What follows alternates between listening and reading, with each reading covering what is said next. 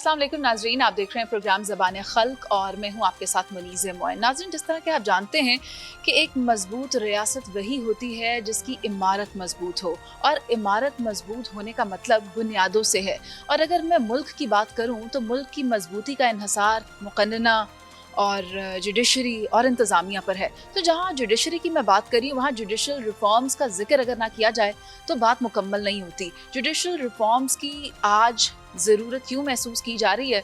वक्त गुजरने के साथ साथ रिफॉर्म्स अगर की जाएं तो चीज़ों में बेहतरी आ जाती है। अगर हम चाहते हैं कि मुल्क तरक्की करे तो वक्त के साथ साथ उसमें रिफॉर्म्स की जाती हैं, क्योंकि जिस तरह वक्त बढ़ता जाता है, रिफॉर्म्स होती जाती हैं, तो चीज़ें वक्त के साथ साथ उन चीज़ों को बैलेंस किया जाता है। मगर हम देखते हैं कि जुडिशल रिफॉर्म्स क्योंकि नहीं हो रही, तो इस वजह से हम इंसाफ के मामले में काफ़ी पीछे कहीं रह गए हैं। अगर देखा जाए, जुडिशरी पाकिस्तान की 130वें नंबर पर फॉल कर रही है, और मैं उन केसेस की बात करूं जो रिजॉल्व नहीं हुए तो उनकी तादाद 22,60,000 तक पहुंच चुकी है। तो वो कौन से मामलात हैं जिनकी वजह से हम ये सब कर नहीं पा रहे? इन मामलात पर बात करने के लिए मेरे साथ साबिक वज़ीर आज़म पाकिस्तान और स्पीकर नेशनल असम्बली राजा परवेज़ अशरफ साहब मौजूद हैं, तो उनको शामिल गुफ्तगू करेंगे। अस्सलाम वालेकुम सर। शुक्रिया मुनीज़, मेहरबानी। सर, मुझे बताएं, आज हमें जुडिशल रिफॉर्म्स की ज़रूरत कितनी है?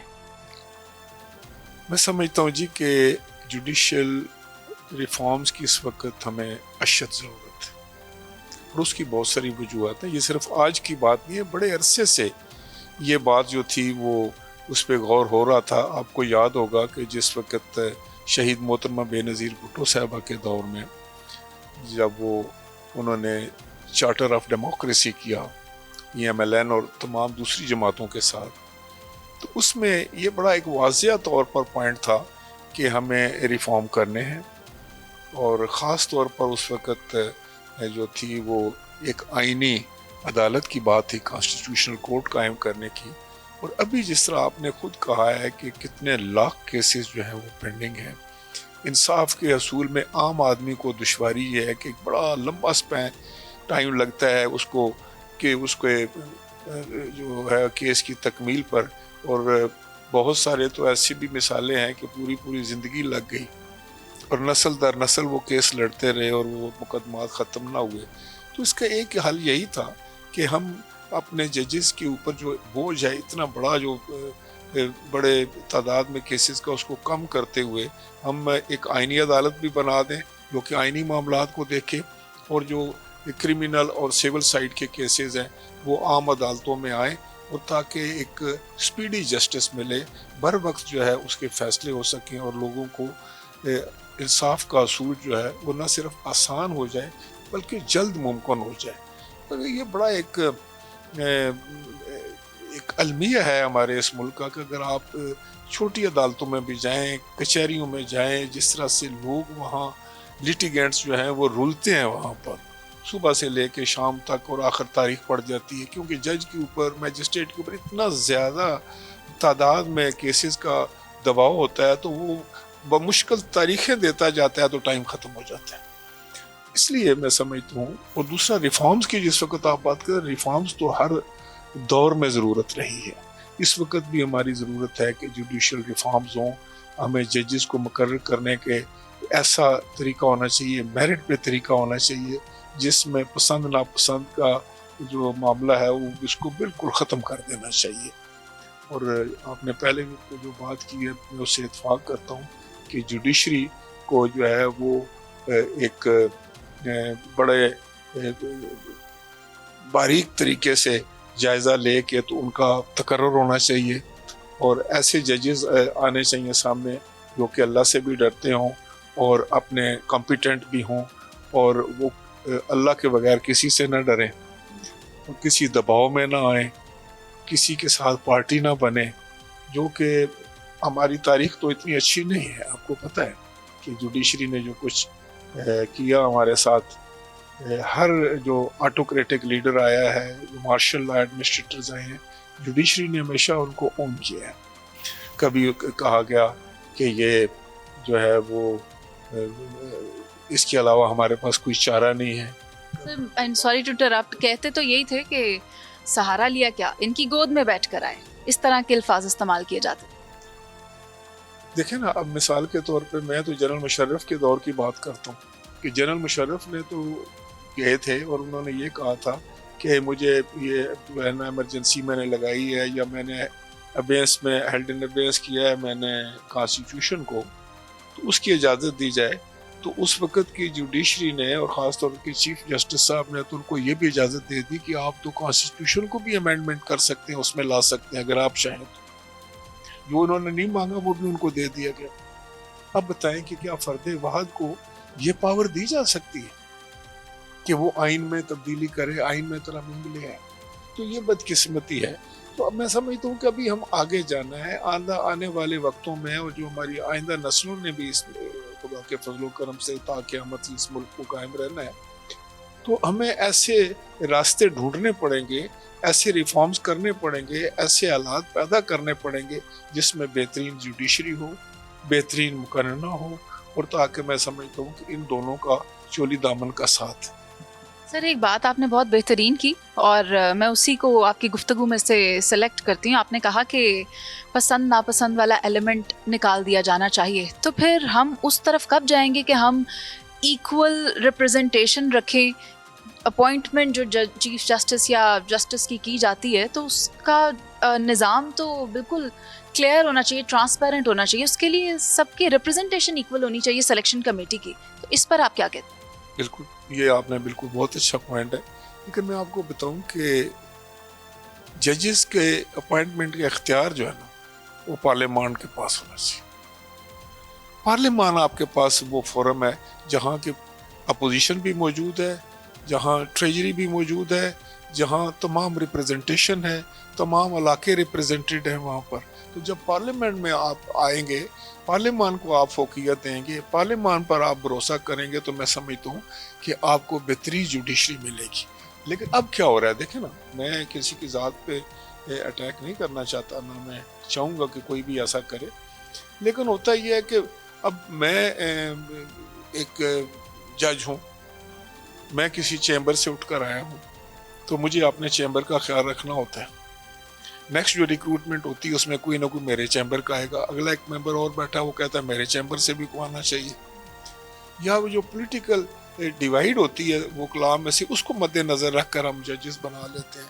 تو میں سمجھتا ہوں کہ یہ اس معاملے کو ہم نے جو ہے وہ ختم کرنا ہوگا. اور جس طریقے سے جناب بلاول بھٹو زرداری صاحب نے بڑا اچھے انداز سے یہ بات کی ہے کہ بھائی آپ کوئی پرسن اسپیسیفک کوئی فیصلے نہ کریں، کسی کی ذات کو سامنے رکھ کر آپ فیصلے نہ کریں، اے ہے، بی ہے، سی ہے، کوئی بھی. آپ نے فیصلے کرنے ہیں ایک نظام کو سامنے رکھ کے، اور اس میں ہمیں کسی شخصیت کو سامنے رکھ کے، یہ شخصیت کے بارے میں تو سوچنا بھی نہیں چاہیے. شخصیات آنی جانی چیز ہے. آپ کے نظام کو رہنا ہے، آپ کے ملک کو رہنا ہے، اور آپ نے اس سسٹم کو مضبوط کرنا ہے. تب میں سمجھتا ہوں جب سسٹم مضبوط ہوگا تو وہ ڈیلیور کرے گا. ابھی ہم نے، میں سمجھتا ہوں کہ ایک جوڈیشری کی بات کے علاوہ بھی ہمیں بہت سارے سسٹم کو ٹھیک کرنا پڑے گا. اور ابھی ہمیں ہمارے پاس شاید اور کوئی وقت ضائع کرنے کا جو ہے نا وہ ہے نہیں ہمارے پاس. یہ جتنی جلدی ممکن ہو اس کو کر لینا چاہیے. اور اس سے آپ دیکھیں گے کہ سب سے بڑا فائدہ جو ہے وہ عام آدمی کو ہوگا، عام پاکستانی کو ہوگا. اس کے کیسز کا جلد فیصلہ ہو جائے گا، اس کو انصاف ملنا شروع ہو جائے گا، اس کے اخراجات کم ہو جائیں گے، اس کے اوپر جو میں سمجھتا ہوں کہ ایک ایگنی کا شکار ہوتا ہے، ایک مصیبت جو اس کے اوپر ہر وقت منڈلاتی رہتی ہے کہ سالہ سال سے وہ کیس چلا رہا ہے، وکلا کو پیسے دے رہا ہے، اخراجات کر رہا ہے، پریشان ہو رہا ہے، اس کی پریشانیوں میں کمی آ سکے گی. سر آپ کو کیا لگتا ہے کہ اس میں سب سے بڑا خلل کون پیدا کر رہا ہے؟ دیکھیں میں سمجھتا ہوں خلل تو کسی کو بھی نہیں پیدا کرنا چاہیے، اور یہ جو ہے بڑا سموتھلی ہو جانا چاہیے، کیونکہ یہ کسی کی ذاتی کام تو نہیں ہے. آپ اگر ایک ملک کے لیے کام کر رہے ہیں، اپنے معاشرے کے لیے کام کر رہے ہیں، اپنے عوام کے لیے کام کر رہے ہیں، تو ہمیں ایک دوسرے کی بات سمجھنی چاہیے. اور یہ بھی ہے کہ میں ان کو جناب بلاول بھٹو زرداری صاحب کو اس لحاظ سے میں کریڈٹ دوں گا کہ وہ ایک نوجوان ہیں اور ایک تازہ ذہن ہے ان کا، اور انہوں نے بڑی اچھی بات کی ہے. انہوں نے کہا کہ بھائی دیکھیں اس میں تو کوئی جھگڑے کی والی بات نہیں ہے. میں تو چاہتا ہوں کہ آپ سب لوگ بیٹھیں، کیونکہ یہ کسی ایک پارٹی کے لیے قانون نہیں بنے گا، کسی ایک شخص کے لیے نہیں بنے گا. یہ تو آئندہ آنے والے وقتوں کے لیے ہے، پورے پاکستانیوں کے لیے ہے، پورے معاشرے کے لیے. تو آئیں مل بیٹھ کر سمجھنے کی کوشش کریں. ہو سکتا ہے آپ کے پاس کوئی اچھا پوائنٹ ہو تو وہ ہم لینے کے لیے تیار ہیں، ہمارے پاس جو ذہن میں ہے وہ ہم آپ کو بتانے کے لیے تیار ہیں. لیکن ضرورت اس میں ہے کہ آپ ایک اس پہ ایک مفاہمت کریں اور کھلے دل سے بیٹھیں. سیاست میں مقابلے ہوتے رہتے ہیں اور وہ ہوتے رہیں گے، لیکن جہاں ایک اجتماعی بات ہو، جہاں ملکی مفاد کی بات ہو، وہاں ہمیں ایک ہونا پڑے. سر اس میں کون کون ایک پیج پر ہے جوڈیشل ریفارمز کے میٹر پر؟ کون کون سی جماعت ایک پیج پر ہے؟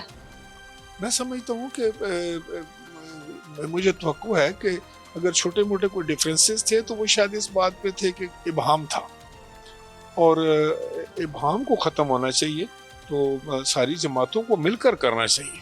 اب میں یہ کہوں کہ فلاں ہے اور فلاں نہیں ہے، لیکن میں سمجھتا ہوں کہ کوئی جماعت بھی ہے. میں تو کہوں گا کہ پی ٹی آئی کو بھی آگے آنا چاہیے، اور اس کو ان کو اگر کوئی اعتراضات ہیں تو وہ باقی پارٹیز کے سامنے رکھیں، ہاؤس کے اندر سامنے رکھیں، اور اس کو ڈیبیٹ کرنا چاہیے، ڈسکس کرنا چاہیے، اور کھلے دل سے کرنا چاہیے. یہ نہیں کرنا چاہیے کہ اب کیونکہ پی ٹی آئی والے نے یہ بات کی ہے تو میں کہوں کہ میں پیپلز پارٹی ہوں، میں نہیں مانتا. اور اگر کوئی مسلم لیگ نون نے بات کی ہے تو کوئی دوسری جماعت کہ یہ ان کی طرف سے بات آئی ہے لہٰذا ہم نہیں مانتے. نہیں، دیکھنا یہ ہے کہ ہم کیا کہہ رہے ہیں، کون کہہ رہا ہے، اس کو چھوڑتے ہیں. سر بعض اوقات جو بنیادی سوالات ہوتے ہیں وہ بھی نہیں کیے جا سکتے عدلیہ کے ساتھ، جیسا کہ فیصل وارڈا کا جو معاملہ تھا وہ بھی سامنے ہے. انہوں نے جو سوال رکھا اس کے باعث ان پر توہین عدالت لگ گئی، انہوں نے معافی مانگی، پھر معافی مانگی. تو یہ سلسلہ چلتا جا رہا ہے. کیا عوام کو یہ حق نہیں پہنچتا کہ وہ یہ پوچھ سکے کہ میرے کیسز کیوں حل نہیں ہو رہے؟ کسی کے لیے راتوں رات عدالت، اور کسی کے مر جانے کے بعد بھی اس کو انصاف نہیں مل رہا. بالکل، میں سمجھتا ہوں کہ عدلیہ کا احترام ہونا چاہیے، عدلیہ کا احترام لازم ہے، لیکن جو عام شہری ہے اس کو بھی اس کی جو سوالات ہیں یا اس کے ذہن میں کوئی بھی اگر فرض کریں کویشچن ہے تو اس کو بھی میں سمجھتا ہوں ایڈریس ہونا چاہیے، اور عام آدمی کو پتہ ہونا چاہیے. دیکھیں میں نے پہلے ہی آپ کو کہا کہ ہمارا المیہ یہ ہے کہ ہمارے لوگ نسل در نسل، جیسے آپ کہہ رہی ہیں، میرے اپنے علم میں یہ بات ہے کہ انہوں نے کہا کہ یہ بندہ جو ہے یہ اس کو ہم باعزت بری کرتے ہیں. پتہ چلا کہ وہ تو پھانسی پا گیا، وہ مر گیا، کوئی جیل میں مر گیا. اور یہ اس لیے ہوتا ہے کہ دباؤ ہے اتنے زیادہ، 22 لاکھ 23 لاکھ کیسز کی آپ نے بات کی ہے، تو وہ ججز کی تعداد بھی کم ہے، اس کو بھی بڑھانا چاہیے اگر ضرورت پڑے تو. کیا ہے اس میں باقی ججز کی تعداد بڑھانا کوئی، میں سمجھتا ہوں کہ کوئی ایسا کام تو نہیں ہے کہ کوئی آپ کہیں کہ میں غیر آئینی بات کرنے جا رہا ہوں. لیکن ہم تو اس پہ بھی ڈیبیٹ کرنا شروع کر دیتے ہیں، بھائی کیوں بڑھانے کی ضرورت کیا پڑی ہے؟ بھائی اگر ایک آئینی عدالت بنتی ہے تو اس میں کیا، یہ تو دیکھنا چاہیے نا کہ اس میں فائدہ کیا ہے. نقصان کی تو بات سمجھ نہیں آتی مجھے کہ اس میں کیا ہے. ایک عدالت اور لگ جائے گی اور وہ عدالت جو ہے وہ آپ کے کانسٹیٹیوشنل میٹر کو دیکھے گی. عام آدمی کی جو آپ دیکھیں نا، پورا آپ کا جو فل کورٹ ریفرنس بیٹھا ہوتا ہے، کئی ہفتے وہ چلتا رہتا ہے آئینی معاملات پر، تو وہ آپ کی جو روزمرہ کے کیسز ہیں وہ تو کوئی نہیں سن رہا ہوتا. سر آئین کی روشنی میں کیا پیرالل انصاف کا نظام چلے گا؟ نہیں، یہ پیرالل ہے ہی نہیں. دیکھیں ایک آپ کے کیسز ہیں جو میرے اور آپ کے کیسز ہیں. میں سمجھتا ہوں کہ مجھے آپ سے شکایت ہے تو میں عدالت میں جاتا ہوں کہ میرے ساتھ یہ زیادتی ہوئی ہے، مجھے انصاف دیا جائے. وہ دو اشخاص کے درمیان ہے، کمپنی کے درمیان ہے، کسی محکمے کے درمیان. لیکن آئینی معاملات اور ہیں. میں کہتا ہوں کہ یہاں آئین کی خلاف ورزی ہو رہی ہے تو اس کی انٹرپریٹیشن کرنے کے لیے کورٹ کی ضرورت ہے. اور میں کہتا ہوں کہ بھائی آئینی معاملات ہیں، جو بڑے آئینی معاملات ہیں، جو الیکشن کے معاملات ہیں، جو الیکشن سے ریلیٹڈ آئینی معاملات ہیں، ان کو ڈیبیٹ کرنا، ڈسکس کرنا، ان کی انٹرپریٹیشن کے لیے ہم جس کے پاس جائیں گے وہ آئینی عدالت ہوگی. राइट सर, बहुत शुक्रिया आपके वक्त का। और एक ब्रेक का कहा जा रहा है, तो नाजरीन, जिस तरह के राजा परवेज़ अशरफ साहब हमारे साथ गुफ्तगू कर रहे थे, उन्होंने कहा कि इंसाफ के निज़ाम को बेहतर बनाने के लिए रिफॉर्म्स की ज़रूरत है। वो लोग जो इंसाफ के मतकाज़ी हैं, मतलाशी हैं, जिनके केसेस कई कई सालों से पेंडिंग पड़े हुए हैं और उनके फैसले तब आते हैं जब वो इस दुनिया से गुजर जाते हैं या उनकी जायदादों के बंटवारे हो जाते हैं, वो बिक जाती हैं, तो फिर आकर पता चलता है कि उसका नतीजा क्या होने जा रहा है। तो इस किस्म के निज़ाम को बेहतर करने के लिए जुडिशल रिफॉर्म्स की ज़रूरत है, जिसके लिए बिलावल भुट्टो एक अमली नमूना है जो इस पर काम कर रहे हैं। और पूरी पाकिस्तान पीपल्स पार्टी इसके ऊपर डेडिकेटेडली काम कर रही है। चार्टर ऑफ डेमोक्रेसी का भी जिक्र किया। इसी तरह इस मौजू पर हम और भी लोगों से बात करना चाहेंगे, मगर एक ब्रेक शामिल करेंगे प्रोग्राम में। एक ब्रेक, वापस आएंगे, आप साथ रहिए। वेलकम बैक नाज़रीन। जिस तरह के आप जानते हैं, जुडिशल रिफॉर्म्स पर आज हम बात कर रहे हैं, इसीलिए मैं लाहौर के गवर्नर हाउस में मौजूद हूँ, जहाँ जुडिशल रिफॉर्म्स के हवाले से एक सेमिनार का इनकाद किया गया है, जहाँ पर पाकिस्तान पीपल्स पार्टी की तरफ से साबिक वज़ीर आज़म साहब भी मौजूद हैं और पाकिस्तान पीपल्स पार्टी की नुमाइंदगी भरपूर तरीके से की जा रही है। इस वक्त मैं आपको बता दूं, मेरे साथ चौधरी मोहम्मद यासीन साहब मौजूद हैं, जो कि आज़ाद जम्मू कश्मीर से पाकिस्तान पीपल्स पार्टी के प्रेसिडेंट हैं। और सर, आप को तो पहले मैं कहूँगी बहुत शुक्रिया आपके वक्त के लिए। इसके अलावा आप मुझे बताएं कि आज़ाद जम्मू कश्मीर में पाकिस्तान पीपल्स पार्टी का किस तरह से सिस्टम आजकल चल रहा है, उसका किरदार क्या है और वहाँ पर पाकिस्तान पीपल्स पार्टी की स्टैंडिंग क्या है? बिस्मिल्लाहिर्रहमानिर्रहीम, thank you for having me. मैं ये समझता हूँ कि पाकिस्तान पीपल्स पार्टी आज़ाद कश्मीर में एक सबसे बड़ी सियासी पॉलिटिकल पार्टी है और ये मर्ज़ वजूद में आई सी शहीद जुल्फ़िकार अली भुट्टो जब प्राइम मिनिस्टर थे, और उसके बाद जो है वो 4 बार पाकिस्तान पीपल्स पार्टी की हुकूमत रही है। 75 में हुकूमत बनी पीपल्स पार्टी की, फिर 90 में बनी, फिर 96 में बनी, फिर 2011 में बनी। तो मेरा मानना ये है कि पीपल्स पार्टी एक मजबूत सियासी हुकूमत है आज़ाद कश्मीर के अंदर, और Peoples Party is playing its very vital role in Azad Kashmir politics and specially in जो तहरीक आज़ादी कश्मीर के है, उसके लिए पाकिस्तान पीपल्स पार्टी का बड़ा वाज़िया और स्ट्रॉन्ग किरदार है। सर, वक्त गुजरने के साथ साथ रिफॉर्म्स करना बहुत ज़रूरी होती हैं, तो आपको क्या लगता है कि जुडिशल रिफॉर्म्स पर अभी तक हम पूरे उतर क्यों नहीं पा रहे? पाकिस्तान पीपल्स पार्टी के चार्टर ऑफ डेमोक्रेसी में भी जुडिशल रिफॉर्म्स हैं। मैं ये समझता हूँ कि शहीद मोहतरमा बेनज़ीर भुट्टो की बात कर लें, शहीद जुल्फ़िकार अली भुट्टो साहब की बात कर लें, सदर आसिफ ज़रदारी की बात कर लें, या चेयरमैन बिलावल भुट्टो ज़रदारी की बात कर लें, मैं ये समझता हूँ कि पीपल्स पार्टी ने हमेशा एक बड़ा स्टांस रखा है जुडिशल रिफॉर्म्स के हवाले से। और जहाँ और लोग हैं, बहुत सारे लोग विक्टिम्स हैं रिफॉर्म्स ना होने की वजह से, मौजूदा जो जुडिशल सिस्टम है उसके जो है वो हम खुद भी जो है वो हम उसके विक्टिम हैं। हमारे कायद शहीद जुल्फ़िकार अली भुट्टो को जो है वो एक बिल्कुल फेयर ट्रायल नहीं दिया गया, और आफ्टर सो मेनी ईयर्स मौजूदा सुप्रीम कोर्ट ने इस बात को, फुल कोर्ट था रेफरेंस, जो प्रेसिडेंशियल रेफरेंस था, तो मौजूदा सुप्रीम कोर्ट ने ये कहा है, माना है कि ये सही बात है कि शहीद जुल्फ़िकार अली भुट्टो को जो है वो फेयर ट्रायल नहीं दिया गया और वो उनका जुडिशल मर्डर हुआ। But it's too late, Bhutto sahab जैसी शख्सियत को जो है वो हमसे छीन लिया गया। तो मैं ये समझता हूँ कि बड़ी सिंपल सी बात बताता हूँ, सेकेंड वर्ल्ड वॉर के बाद जो है ना, Winston Churchill was the prime minister of Britain, तो बड़ा पूरा लंदन जो है वो सारा तबाह बर्बाद हो गया। तो जंग जीतने के बाद जो है वो उसने, विंस्टन चर्चिल ने अपने रफ़्क़ा कार को बुला के पूछा कि टेल मी वन थिंग, कि how is our judicial system. तो उसे कहा गया कि our judicial system is still strong as it was before. तो उसने कहा नो प्रॉब्लम, हम दोबारा ग्रो करेंगे, हम दोबारा जो है वो तरक्की करेंगे। और आपने देखा बरतानिया आज कहाँ पहुँचा। तो मैं ये समझता हूँ कि ये यहाँ आपको पता है परवेज़ मुशर्रफ जब थे तो उन्होंने क्या मांगा कोर्ट से, तो उसको 3 साल जो है वो दे दिया गया कि whatever you want to do वो करें। तो मैं ये समझता हूँ कि जुडिशल रिफॉर्म जो है वो मुल्क की तरक्की के लिए और मुल्क की बका के लिए जो है वो बहुत ज़रूरी है। और चेयरमैन बिलावल भुट्टो ज़रदारी साहब का ये जो स्टांस है ये बड़ा मैं ये समझता हूँ कि पॉजिटिव है, और मुल्क की तमाम जो पॉलिटिकल लीडरशिप है उन्हें चाहिए कि वो इस पर उनका साथ दें और एक स्ट्रॉन्ग जुडिशल सिस्टम जो है रिफॉर्म के ज़रिए आए, ताकि लोगों को इंसाफ मिले اور ملک جو ہے وہ ترقی کرے. سر جہاں آپ انصاف کی بات کر رہے ہیں، آپ نے ذوالفقار علی بھٹو صاحب کا حوالہ دیا ہے، شہید ذوالفقار علی بھٹو صاحب، تو اب جب آ کر اس چیز کا اعتراف کیا گیا ہے کہ ہم سے ایک فیصلہ ٹھیک نہیں ہوا تھا، تو وہ قربانی تو انڈو نہیں ہو سکتی. تو اس طرح کی کئی قربانیاں ہم آگے بھی دیں گے اگر ہمیں اب یہ موقع نہ دیا گیا کہ ہم جوڈیشل ریفارمز کر سکیں. میں نے اسی لیے کہا نا کہ Pakistan Peoples Party is the biggest victim. یہ جوڈیشل جو سسٹم ہے اس کی وجہ سے سب سے بڑے وکٹم ہم ہیں. اور شہید محترمہ بے نظیر بھٹو صاحبہ کا کیس جو ہے آپ کو پتہ ہے کہ وہ بھی جو ہے وہ اس کا فیصلہ نہ ہو سکا. تو میں یہ سمجھتا ہوں کہ جوڈیشل ریفارم جو ہے وہ انتہائی ضروری ہیں اس ملک کے لیے. اور جب تک نہیں ہوں گے یہ پرابلمز ہوتے رہیں گے.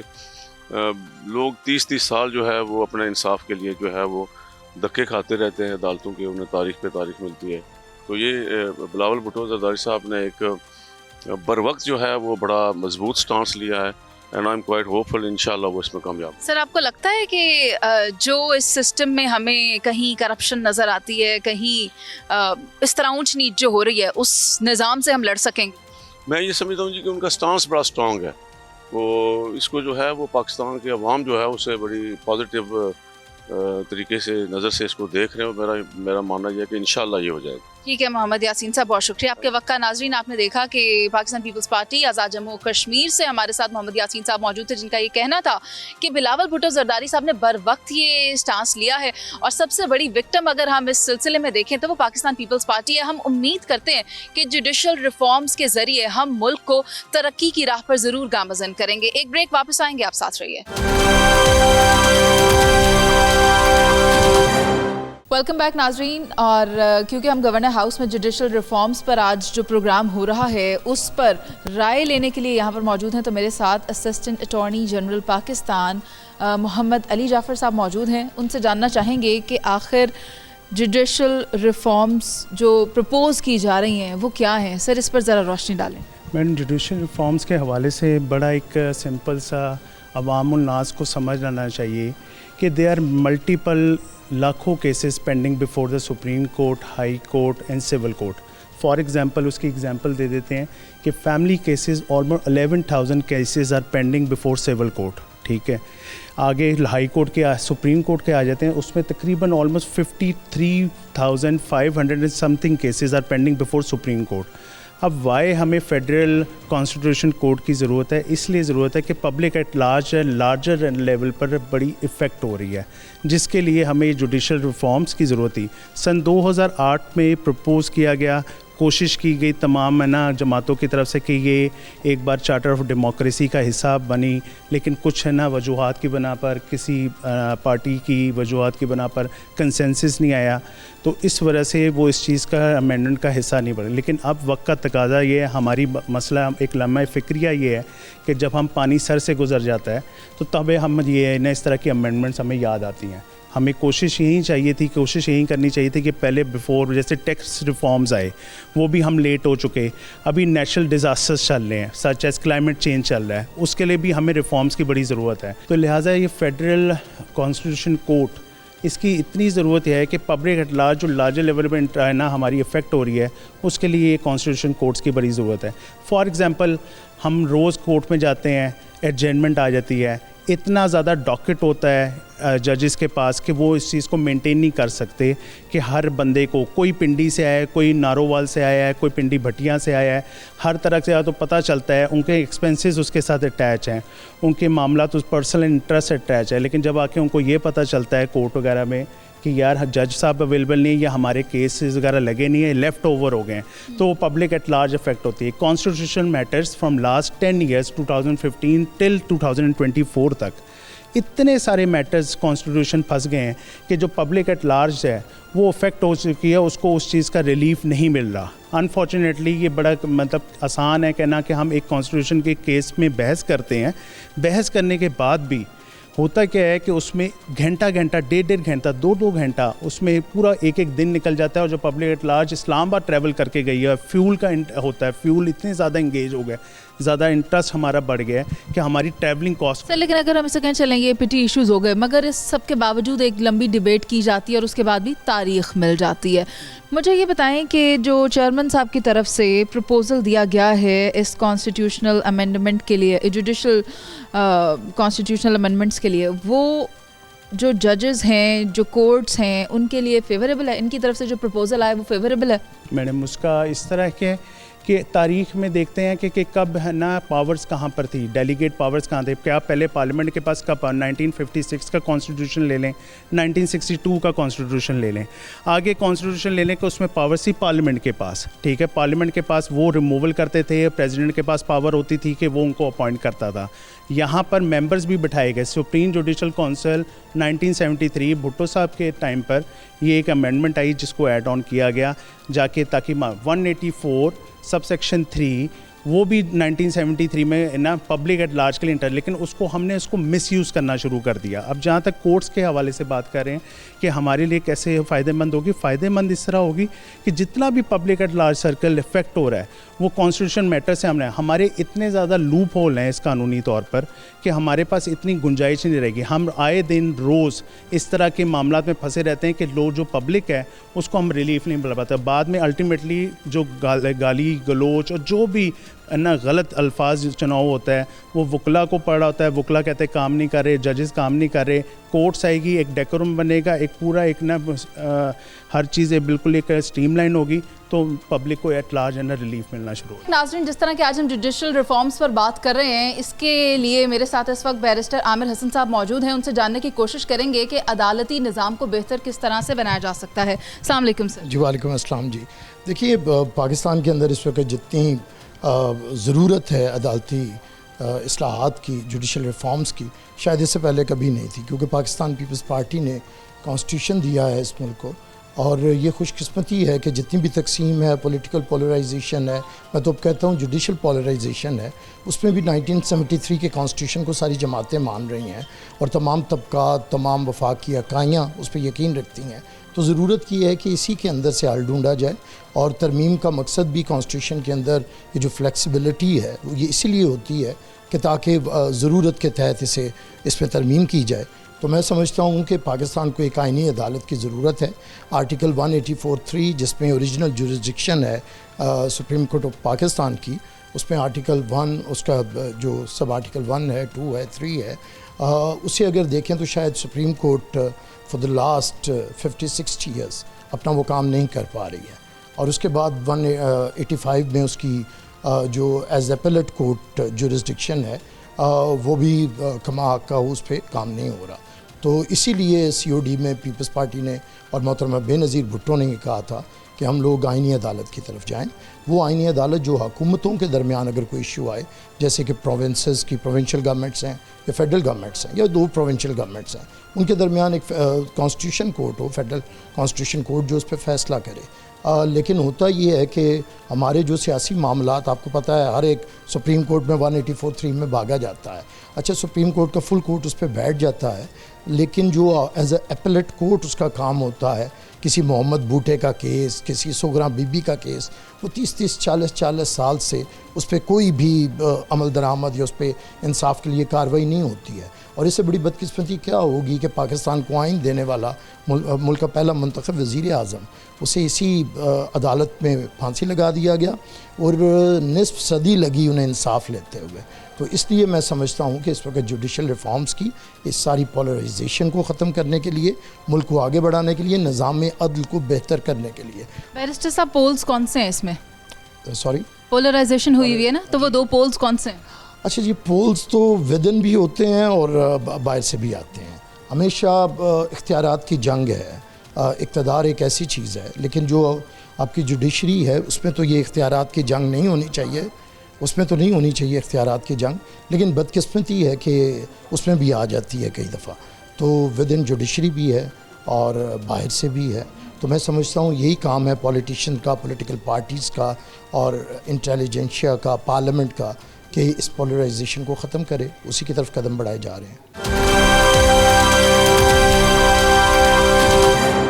वेलकम बैक नाज़रीन। जिस तरह के आमिर हसन साहब से हम गुफ्तगू कर रहे थे, बैरिस्टर साहब हमें बता रहे थे कि ज़रूरत क्यों पेश आई है इसकी, लेकिन अब मैं उनसे ये जानना चाहती हूँ कि सर फिर आप मुझे ये बताएं कि सबसे बड़ी कुर्बानी भी पाकिस्तान पीपल्स पार्टी की तरफ से ही दी गई और अब पाकिस्तान पीपल्स पार्टी के COD में ये मौजूद है, तो क्या एक ही वक्त पे 2 अदालतें चल सकती हैं? और क्या वजह है कि अगर सुप्रीम कोर्ट काम नहीं कर रही तो उसके बारे में कोई फ़ैसला कर लिया जाए? देखिए, ये 2 अदालतें नहीं हैं, ये पता नहीं क्यों इस तरह, क्या हाई कोर्ट हो और सुप्रीम कोर्ट हो 2 अदालतें होती हैं? आपका सेशन कोर्ट काम कर रहा हो और साथ साथ हाई कोर्ट ऊपर हो तो 2 अदालतें होती हैं। अदालती एक निज़ाम होता है, जुडिशल एक सिस्टम है। अच्छा, उस जुडिशल सिस्टम में जैसे एक सुप्रीम कोर्ट है, उसके अंदर डिफरेंट बेंचेस काम करते हैं। इवन कोई इस्लामाबाद में होता है, कोई बलूचिस्तान में बैठा होता है, कोयटा में, कोई लाहौर में बैठा होता है। तो ये नहीं होता कि ये अदालतें 2 हैं।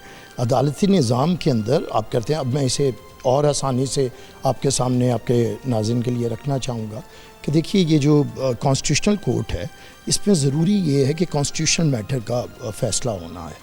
तो कोशिश ये की जा रही है कि क्योंकि ये कॉन्स्टिट्यूशनल मैटर है तो इसमें तमाम सूबों को बराबर नुमाइंदगी दी जाए, वफाक की तमाम इकाइयों को।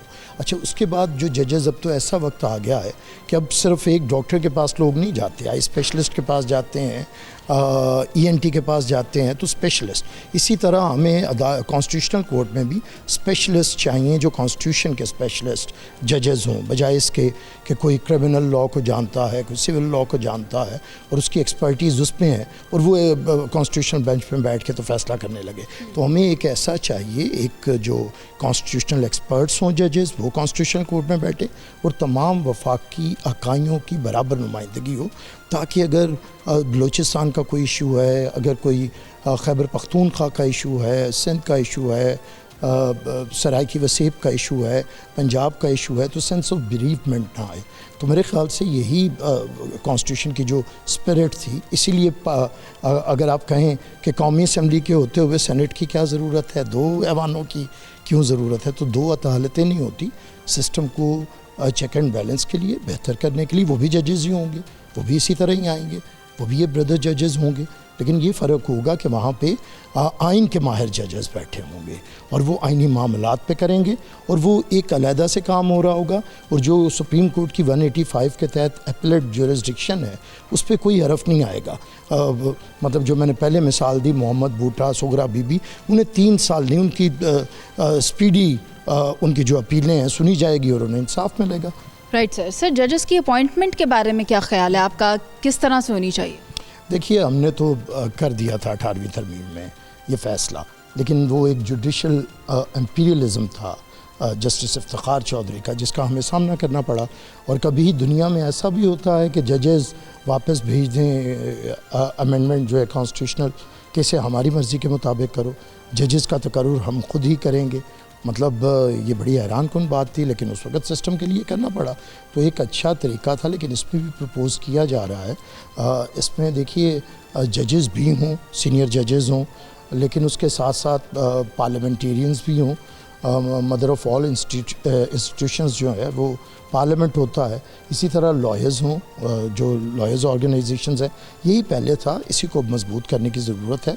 और इस पे पीपल्स पार्टी ने तो ड्राफ्ट दिया है अपना। हम तो यकीन रखते हैं कि एक जो प्रोसीजर है उसे अडॉप्ट किया जाए। हम अपना ड्राफ्ट दे रहे हैं, कोई पॉलिटिकल पार्टी देना चाहती है वो लेके आए, पार्लियामेंट में पेश करे, कमेटीज़ के पास जाए, बहस और आ जाए। तो मेरे ख्याल से जजेस का तकर्रुर जजेस करेंगे तो फिर वही होगा, वो जो लाहौरी जजेस और कराची के जजेस और जज का बेटा, जज का दामाद, जज के चैम्बर वाला, तो फिर वो आम वकील उससे महरूम रहता है। सर, अगर असम्बलियों में ये कहा जाए कि जजेस का तकर्रुर हमारा राइट है या हमारे पास लाया जाए, हम ये काम करें, तो क्या आप इस बात से इत्तफाक करेंगे? मेरे ख्याल से अगर आप ये जजेस की तरफ से कह रही हैं या पार्लियामेंट की तरफ से? पार्लियामेंट की तरफ से कह रही हैं। पार्लियामेंट के पास तो इख्तियार है ना, कानून सिर्फ और सिर्फ पार्लियामेंट करे, सिर्फ और सिर्फ पार्लियामेंट हाँ करे इसमें जजेस को भी, क्योंकि पार्लियामेंट सिर्फ और सिर्फ करना भी नहीं चाहती है। सर, बार काउंसिल से मेंबरान को शामिल किया जाए, स्टेक होल्डर्स को शामिल किया जाए, आप इस बात से इत्तफाक करते हैं? ये मैंने बताया, बिल्कुल मैंने यही बताया कि जजेस भी हों, मेंबर पार्लियामेंट भी हों, और जो हमारी ये हैं लीगल फेटर्निटी, اور اس کے پاکستان بار کاؤنسل ہے، پروونشل بار کاؤنسلز ہیں، ان کی رائے ہو، اور یہ زیادہ بہتر ہے. اس کے بعد میرے خیال سے جسے جج کے لیے پیش کیا جائے، عوام میں بھی اس کا نام آنا چاہیے. یہ کوئی آخر انصاف کے لیے اس نے بیٹھنا ہے اور پارلیمنٹ کی کمیٹیز میں معاملہ جائے. جوڈیشل کمیٹی ایک بڑی پاورفل کمیٹی ہو اور اسے بڑا دیکھ کے، اور یہ جو آ رہی ہیں چیزیں اس کے اندر امینڈمنٹس میں بڑی پازیٹیو ہیں، اور اگر تمام سیاسی جماعتوں نے اتفاق کیا تو پاکستان کا یہ مسئلہ بڑے آسان طریقے سے حل ہو سکتا ہے. سر، آپ اس بات سے اتفاق کرتے ہیں کہ it is the need of time کہ یہ ہو جائے؟ جی بالکل ہونا چاہیے. دیکھیے 18 ایئرز بیک ہم نے پیپلز پارٹی نے یہ بات اٹھائی تھی اور کانسٹیٹیوشن کوڈ کی ضرورت ہے اور اس وقت اشد ضرورت ہے. اور میں سمجھتا ہوں کہ اسے میں نے آپ کے سامنے کوڈ بھی کر دیا کہ 184 جو آرٹیکل ہے 1, 2, 3 یہ سارے آرٹیکلز پہ جو original jurisdiction of the supreme court of Pakistan ہے اس پہ تو عمل درآمد ہی نہیں ہو رہا ہے، آج تک نہیں ہوا ہے. صوبوں کے درمیان معاملات، وفاق کے صوبوں کے درمیان معاملات، اور پھر بنیادی حقوق، کون سے بنیادی حق کا فیصلہ ڈائریکٹ 184(3) میں ہو رہا ہے. ہاں پولیٹیکل کیسز کا ہوتا ہے، کوئی پرائم منسٹر فارمر پکڑا جائے یا کسی پہ کیسز ہو جائیں، اور اگر کوئی لاڈلا بھی ہو تو اس کی تو فوراً 184(3) میں سنی جاتی ہے، گڈ ٹو سی یو کہہ کے. لیکن عام آدمی 184(3) میں کیا آپ کی میری سنوائی ہو سکتی ہے؟ تو یہ بات ہے کہ اسی لیے ہم کہہ رہے ہیں کہ اس سے زیادہ وقت 18 سال سے ہم نے اسے لوگوں کے سامنے، رائے عامہ کے سامنے، بار کاؤنسلز کے سامنے رکھا ہے، اور اب ضرورت ہے کہ اس پہ عمل درآمد. بہت شکریہ آپ کا. بیرسٹر عامر حسن ہمارے ساتھ موجود ہیں بھی، اور وہ گفتگو بھی کر رہے تھے کہ یہ وقت کی ضرورت ہے، اس کے اوپر کام ہو جانا چاہیے. اسی موضوع پر ہم مزید آراء بھی آپ کے ساتھ شامل کرتے ہیں. آئیے.